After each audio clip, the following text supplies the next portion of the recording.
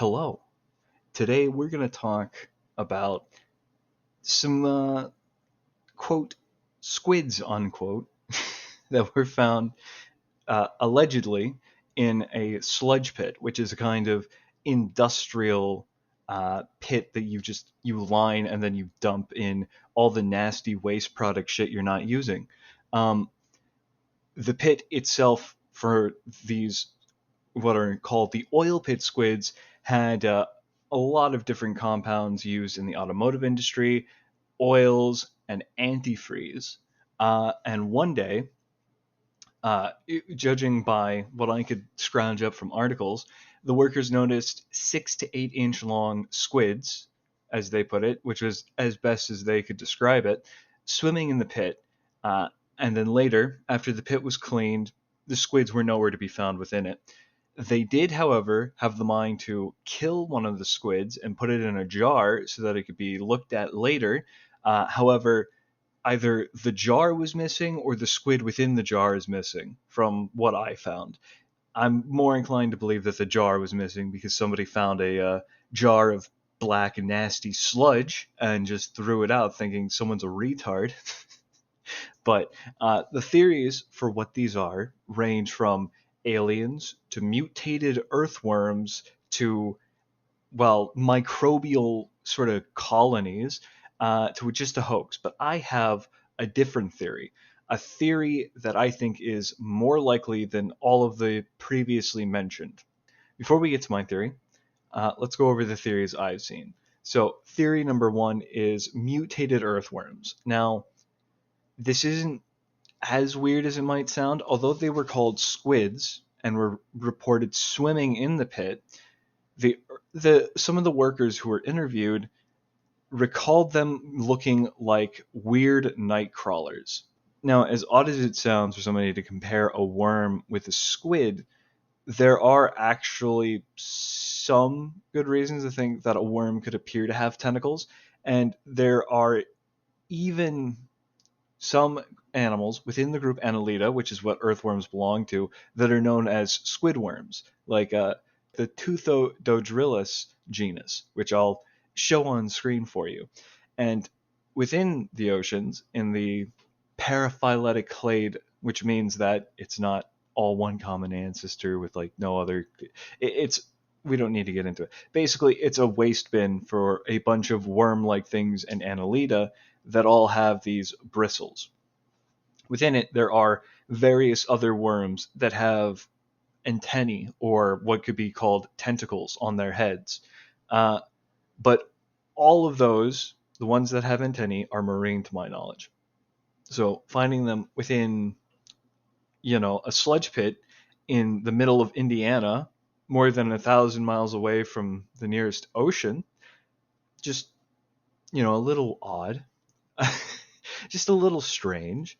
Uh, However, because these traits do exist within other members of Annelida, it is potentially plausible that maybe there are some kind of earthworms that have tentacles, but to my knowledge, the group that earthworms belong to, none of the members, even the aquatic members like leeches, have antennae or tentacle-like structures on their head or anywhere, which raises an issue as to why these structures would have evolved, or if there's even a reason for it. Because even if your predatory leeches within a group are not are not adapting or evolving these structures, why would some earthworms in a sludge pit evolve them if they did actually mutate or evolve to it?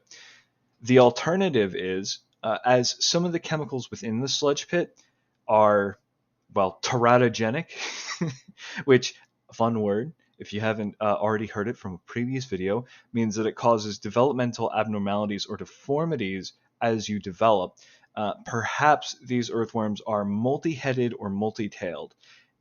And that may also sound really weird to you. Why would there be multi-headed worms? There are several species of multi-tailed worms, actually. They have a single head and many tails, and they branch out like a root structure. And to my knowledge, both of them that I'm aware of live within sponges, and again are marine. They're not freshwater, but it does show that there is something within the Annelida body plan that can be easily adapted to produce multiple butts. And beyond those that live within the sponges, I am pretty sure I am aware, or I have heard at least, of polychaetes who produce what are called stolons, which are in plants a completely different thing. But referring to polychaetes, they're basically a modified portion of themselves that will then swim out and try to fertilize stuff. So, as odd as it might be, maybe this could go to explaining it. Maybe there's some very easy pathway that can be triggered within annelids that can make them branch out or seem like they have tentacles without actually having proper tentacles, just being deformed. But all of this is still stretching it quite a bit. And if these were teratogenic compounds in the oil pit, you would expect that there would be other instances of earthworms in other sludge pits around automotive factories and other kinds of factories that use similar chemicals to have this spring up. This would be presumably a far more common occurrence, but it's not. And you also wouldn't expect the teratogens to affect them all in the same exact way. Some teratogens do, but because this is a chemical cockpit, you would expect some to be affected in different ways, and you wouldn't just describe them as all squid-like. You also probably would describe them a little bit more like mutants or anything other than squid-like, right? Beyond that, earthworms don't swim in water usually. Now, there are aquatic worms in Annelida and in the group that earthworms and leeches belong to, and they do swim, but earthworms don't particularly do this. So it raises some uncomfortable questions, and Occam's razor would cut this apart. Now, the next theory is actually something that was given by a spokeswoman for the company, for the plant, and also, I believe, from some government officials who were tasked to look into all of this. And they both basically said that these look like, or they think it was, bacterial growths that often occur when pits like these, which are full of polyols, which is like a precursor to making plastics, and all these other organic compounds that can be broken down by bacteria. When these pits get filled with water, microbial growths form, and maybe just the way that they moved or the hysteria of the workers messing around made them think this was something swimming around, made them think that these were organisms swimming around that were kind of squid-like. But that is an odd explanation. The workers reportedly killed one of these things and put it in a jar for later, but then it disappeared. Now, while a bacterial colony, if you put it into a jar and sealed away from oxygen, it might just break apart and dissolve into something more akin to sediment or like a slime. You would almost certainly expect that a worker who gets their hands on this would immediately recognize this is the equivalent of pond scum and not something that you can kill, right? How do you kill pond scum with your hands? If you rip it apart, it's just a massive fiber and bacteria. I really do not agree with the microbial growth scenario, but I do think that there would have been microbial growths in the pond. So the next theory, as always, with whenever you're talking about paranormal or supernatural things, is the aliens, the Ilamaus. Not going to spend too much time on this. As I've heard said, why would aliens pick a sludge pit in a random factory to live in? If they're not intelligent and they're just like some spores that are floating out in the interdimensional void, and then they get picked up on Earth, why, out of all the places where there are the conditions that they could live in, a whole bunch of hydrocarbons, not a whole lot of water, would they have only really appeared in this sludge pit?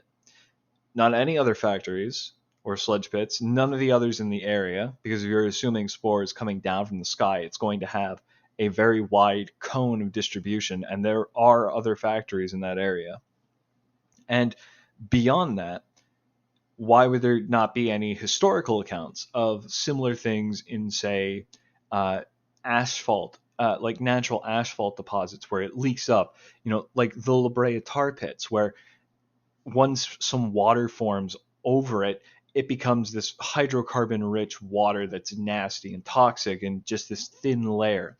Why wouldn't you find something like that in and around these natural tar deposits? Because there are lakes too that have natural asphalt deposits, but you don't hear anything about that at all in history. No weird squid-like things swimming around in that. Uh, so I really don't think the aliens explain it. Now, the final theory that is listed on the wiki and that I've heard is that it was a hoax. And I think, in part, the hoax angle is kind of right. I think people are making a minnow, or making like a giant fish out of a minnow with this. I think that perhaps the sizes were not as big as people are reporting, but I also think that some of the details may have been sort of estranged, made more dramatic, more alien than they were initially when they were first seen. But as far as this being a hoax, a lot of people reportedly saw these things. It was published in a few papers in the area, and all of that would present bad press for the plant. Even more bad press if it was outed as a hoax, but let's say you do this, right? They were at the time trying to petition to have parts of the plant demolished, right? But they were already denied this.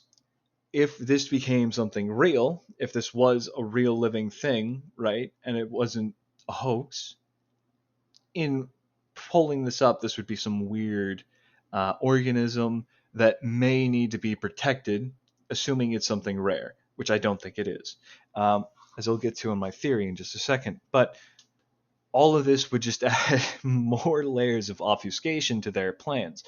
Now, the workers have to be factored into this as well.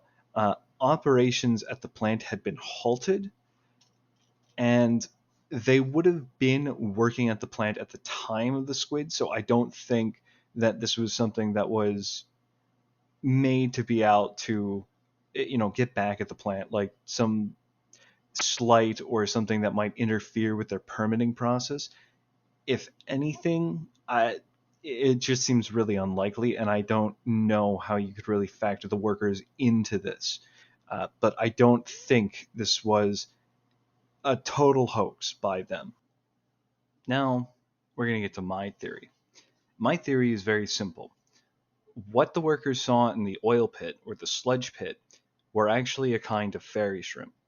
Now, I'll start off with how they described their weird squids, right? To start off, from their descriptions, they referred to the squids as grayish red and similar to night crawlers.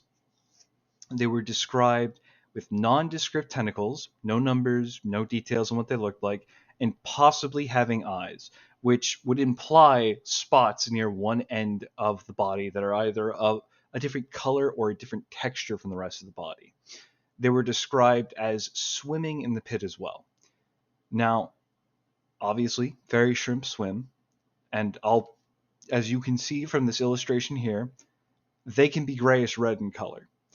They are also long and worm-like, and the tentacles could have been a mixture of their swimming legs, antennae, and cerci, which are those two things at the back. That's what cerci are.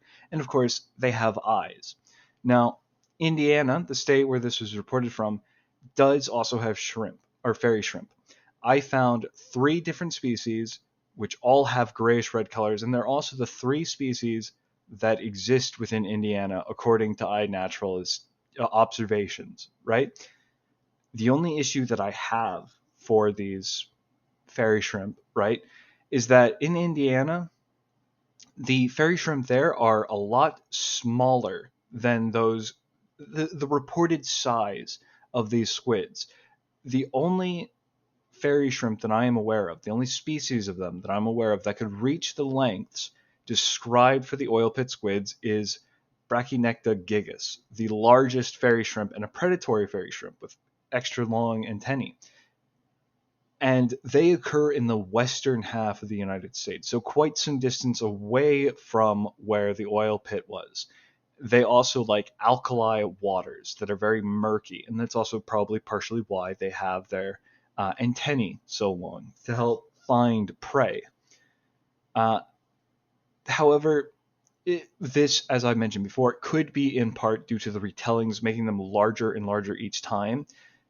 But the larger size could actually work for another problem with my theory, and that's that these shrimps were found in November. My looking through of the fairy shrimp from iNaturalist in Indiana has them all appearing in spring. Basically, no observations in fall, meaning they come up in the spring, they lay their eggs, and they die, usually before fall. However, if they are as large as advertised, then, well, you need a lot of time to get big.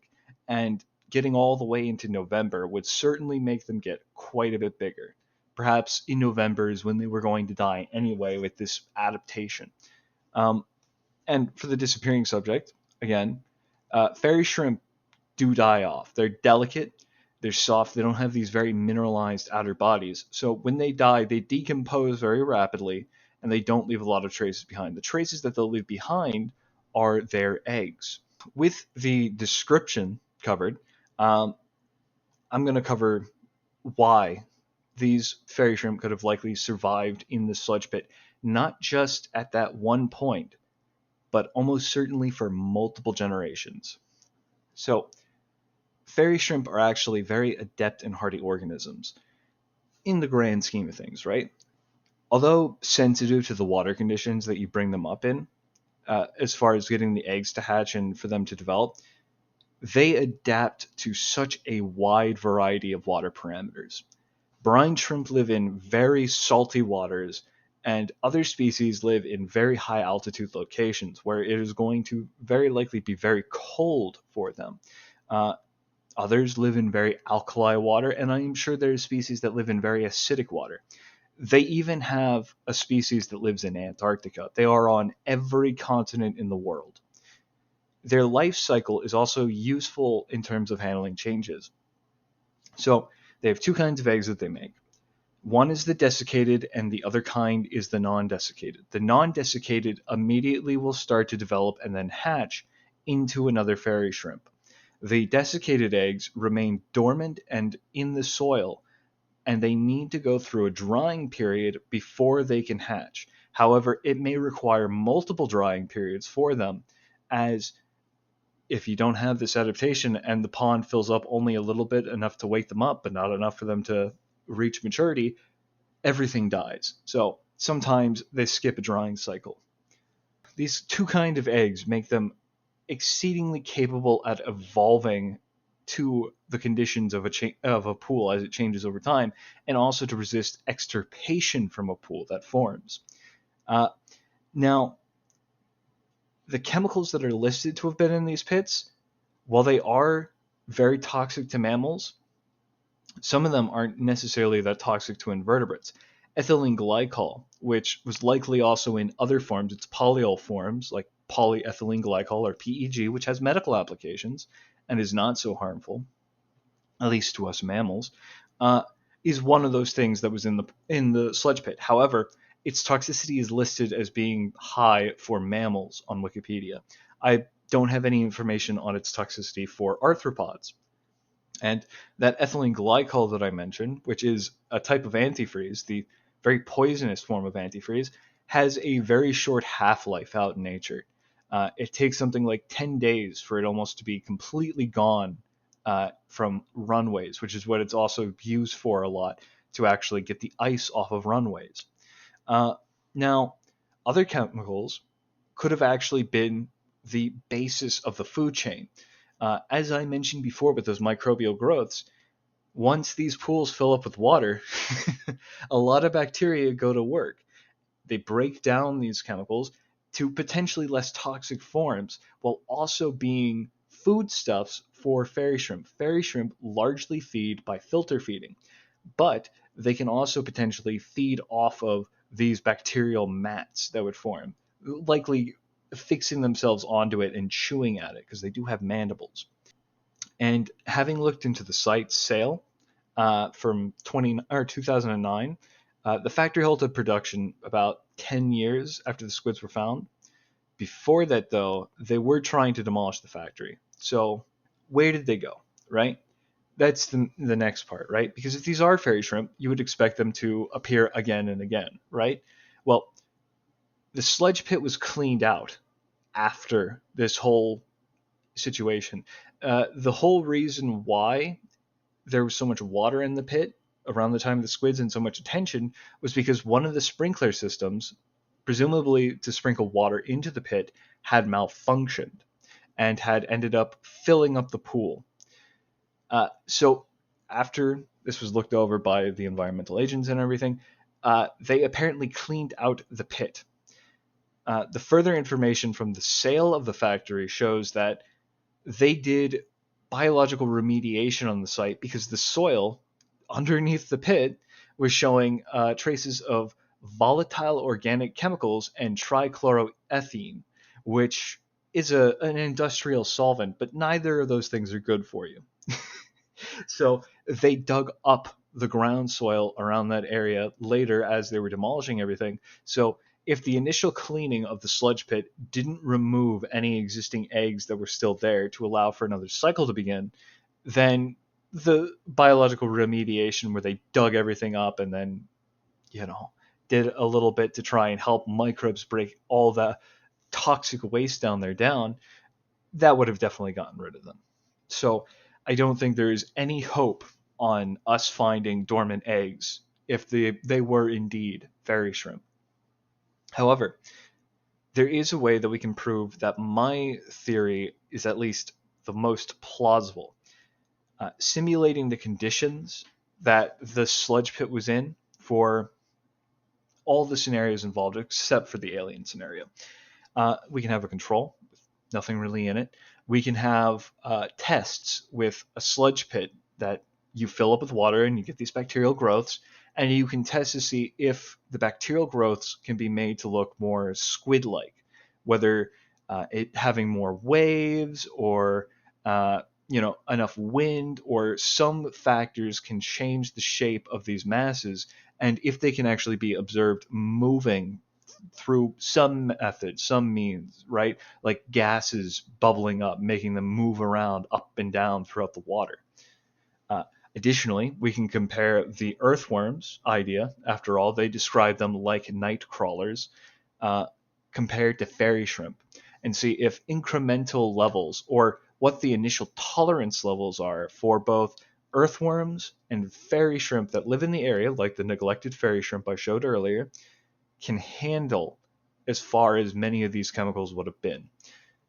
And if all goes well, and my fairy shrimp prove to be more capable of actually surviving in this water than one would assume, and can actually reproduce through multiple cycles in this simulated sludge pit, I think it is the best opportunity to explain what these were. I would also like, because this isn't such an old event that happened, to see how previous workers, previous witnesses, would react to the images of neglected fairy shrimp or other fairy shrimp in the area that they may not have been aware are even a thing. Most people don't realize how widespread fairy shrimp are or have even seen them. So I would say all of that can go a good way to proving, at least by Occam's razor, that the fairy shrimp makes more sense than the earthworms, because the fairy shrimps already have some similarities to the appearance of these shrimps, or of these squids described. But I hope you've enjoyed yet another SPEDtalk. And, next video is probably going to be on selective breeding. Probably not going to be the microscopic electrosynthetic organisms, because that requires a lot of drawing and diagrams, but I am working on it.